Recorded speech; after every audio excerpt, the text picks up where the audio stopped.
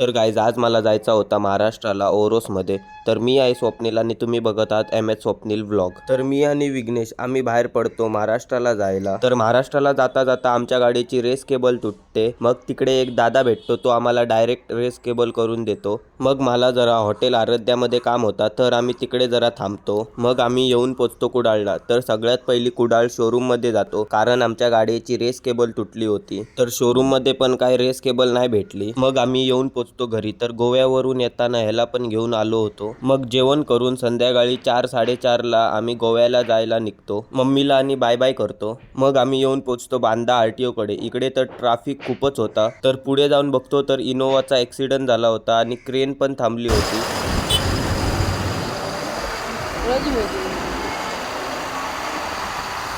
मग आम्ही येऊन पोचतो बांद्याला जरा ब्रेकला थांबतो.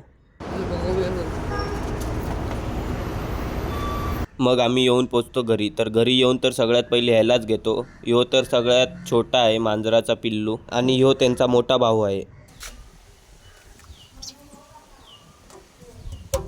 मग मी आणि विघ्नेश बॅडमिंटन खेळतो आणि घरी मिरची पाव पण आणलेला होता. मग आम्ही मिरची पाव खातो आणि विघ्नेश इकडे मांजराच्या पिल्लूला दूध पाजवत होता. मग संध्याकाळी जेवण करून घेतो. तर जेवणामध्ये आज फिश होते. तर चला बाय, भेटू आम्ही दुसऱ्या नवीन मिनी ब्लॉगमध्ये.